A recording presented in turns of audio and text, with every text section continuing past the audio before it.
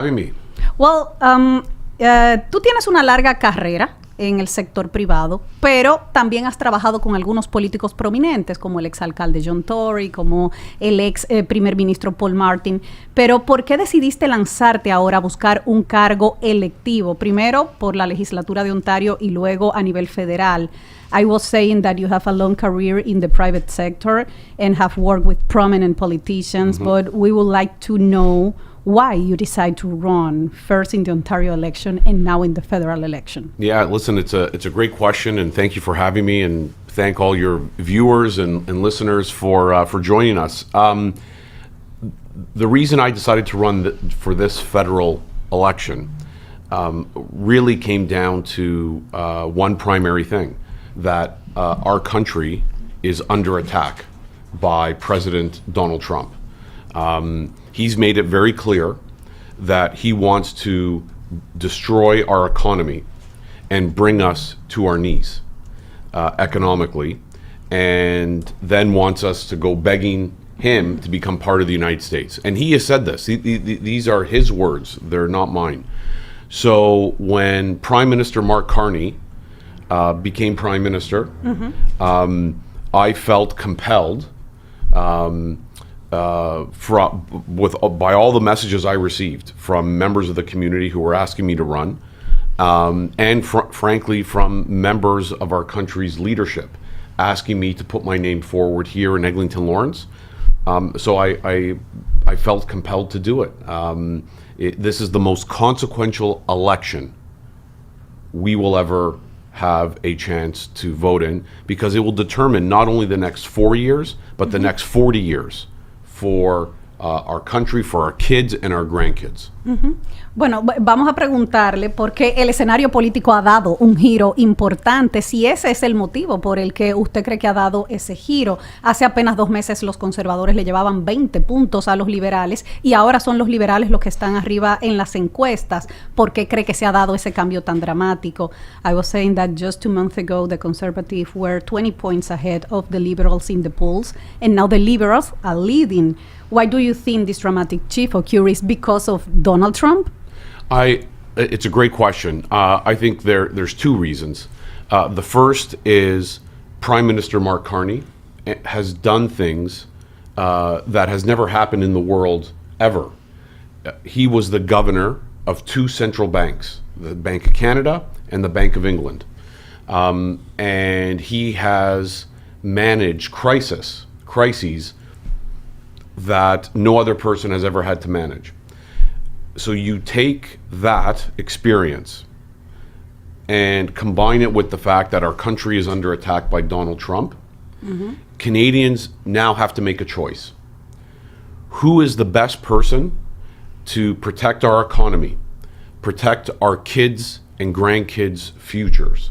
Is it going to be Prime Minister Mark Carney, who has an incredible amount of experience, has managed crises here in Canada and all over the world, someone who has in the private sector created jobs for people?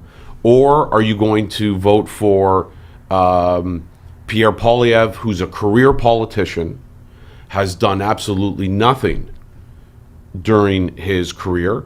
The only job Pierre Poilievre has ever created is the one for himself as a politician. That's all he's ever done. That's all he ever knows. And that is the choice.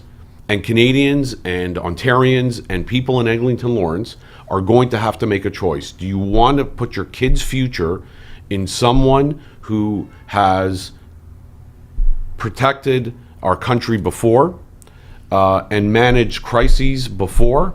Or do you want to put your kids and grandkids' future in the hands of a politician? That will be the question. But don't you think that Justin Trudeau's resignation also have played in that significant change? Oh, for sure. But that was the previous administration, and that Prime Minister, the previous Prime Minister, resigned. So that's like I said, the last administration. So for sure that had something to do with it, but that's why Prime Minister Mark Carney is the Prime Minister. Yeah. Le quiero preguntar al señor Gasparro, porque él participó en las elecciones de Ontario en febrero y quedó en segundo lugar, apenas a 200 votos de diferencia de la candidata conservadora que fue la ganadora. Exactamente 167 votos, porque él cree que ahora puede ganar en las elecciones federales. You ran in the Ontario election 2 months ago, finishing in second place, less than 200 votes behind the conservative candidate. Why do you think you can win the federal election now? It's a great question. So I'm very proud of the race we ran.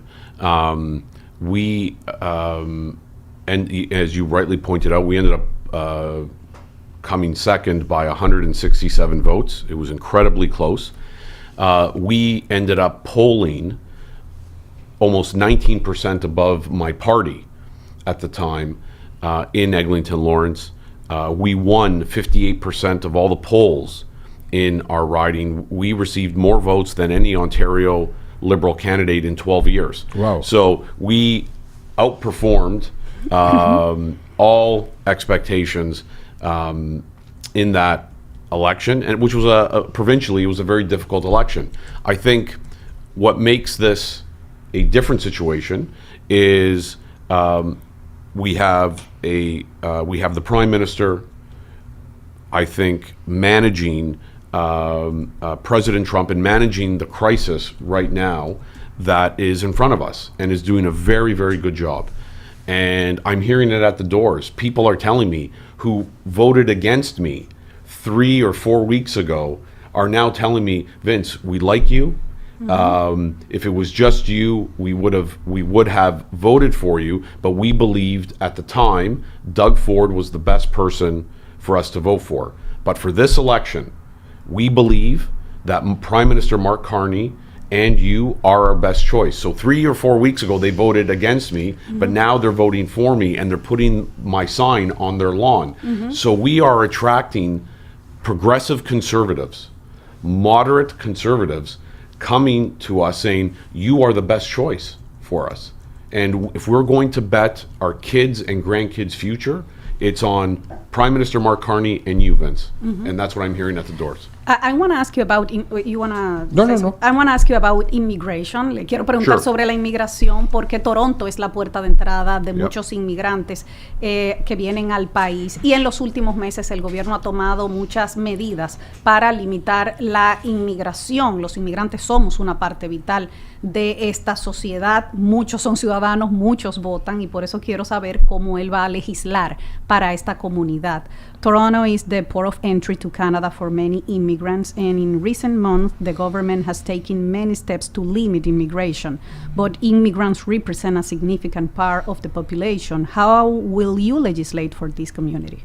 It's a great question, and my family are immigrants to this country. We're all technically immigrants to this country, unless you're a first. You're part of the First Nations. So my family history, and I think we've all spoken about this offline, is predominantly from Italy.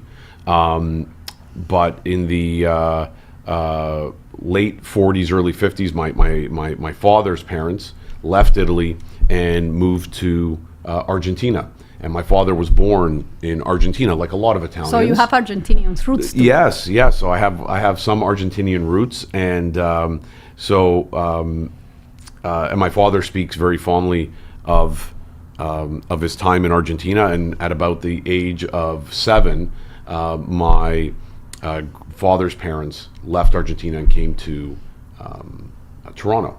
And my mom's parents left Italy, and they came here as well. So the immigrant story is one that is very powerful for me personally.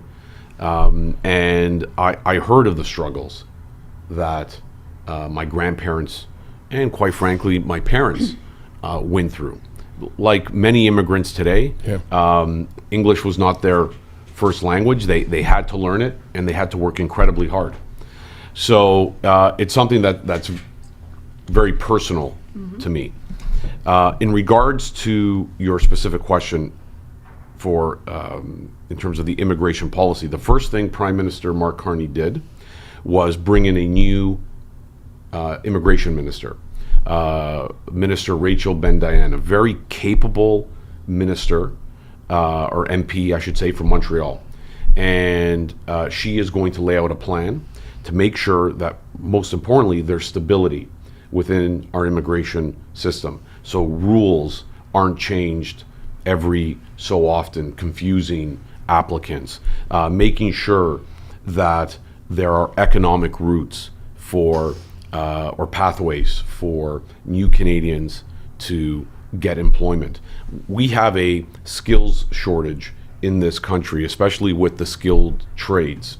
I hear it all the time. One of the reasons why it takes so long to build infrastructure and housing, one of the reasons, there's other reasons for this, is because a lack of skilled labor. Because it takes a long time for someone who says they want to get into to become a skilled tradesperson to go to school, become an apprentice, and then become actively working. So we need talented people in this country to make sure that we maintain our infrastructure and continue to build.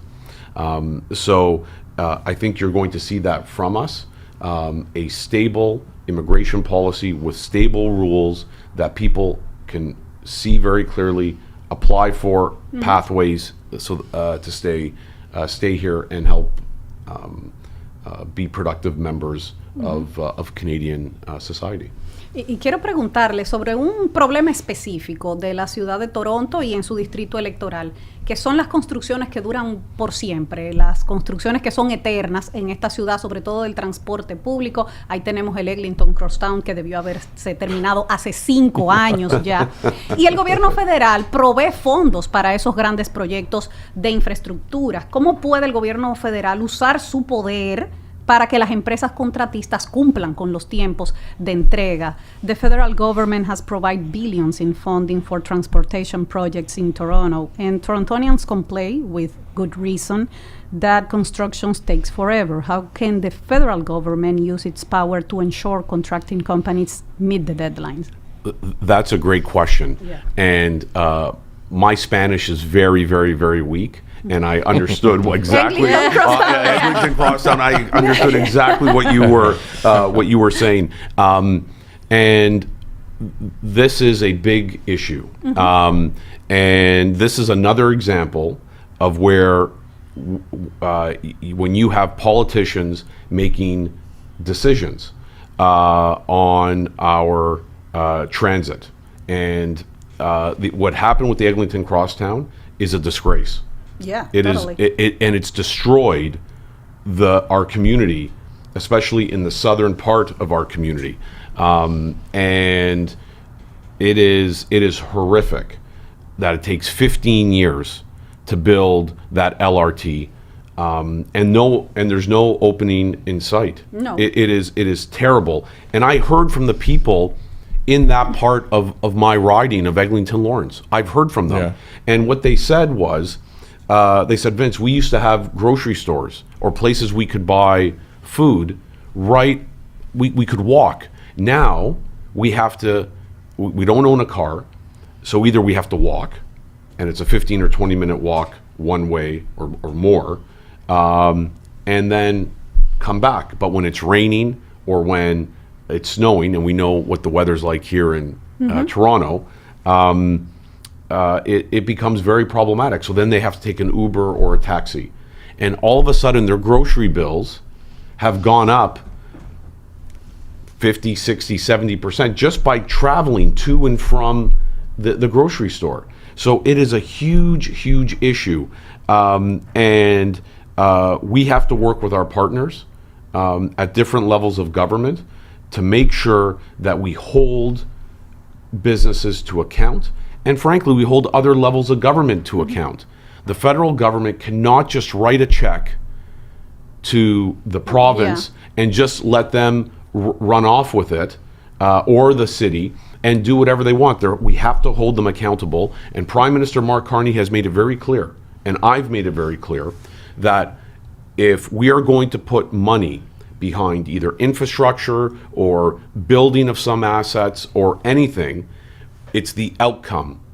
It's what is produced on the back end that's going to be absolutely critical, because we have to hold companies, levels of government, and people to account. We just can't be writing checks and letting them go off and do what they want. And it's a very good question. Vince, if you won, si usted gana, if you win, un proyecto de ley que le gustaría presentar en el Parlamento, could you share with us any bill ideas if you would like to introduce to Parliament if you win? Yeah, listen, it's a great question. Something that's of importance to me is the safety and security of our community. And you heard Prime Minister Mark Carney last week make an announcement on something called bubble legislation or security legislation.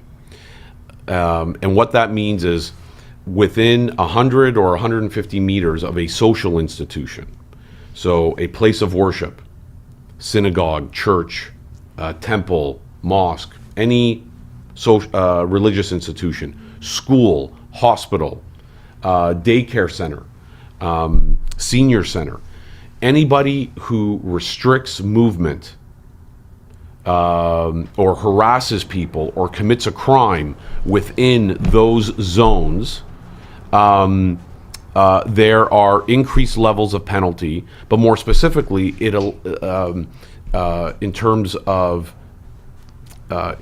preventing crime, it gives the police resources and federal laws on the books so that they can go and prevent these individuals from harassing people who are just trying to go on with their daily lives. So that's that piece. But the other piece is I would want to pass a private member's bill increasing the penalty for anyone who commits a crime while covering their face.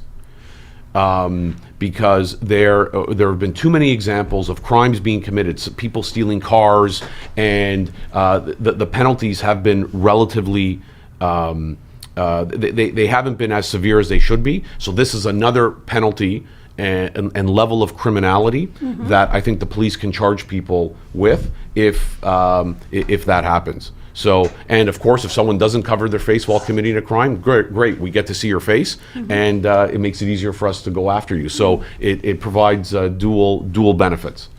I want to ask something, because quisiera preguntar algo acerca de la población joven, la gente joven, porque hemos estado hablando también de notas que nos indican que podría ser clave en esta elección. So, what would you say to the young people, because the young people could be the key in this election?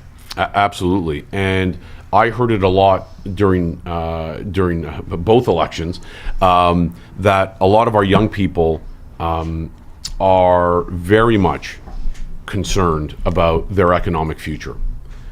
They're concerned that President Trump and these tariffs that he is looking to do to destroy our economy is going to impact them the most.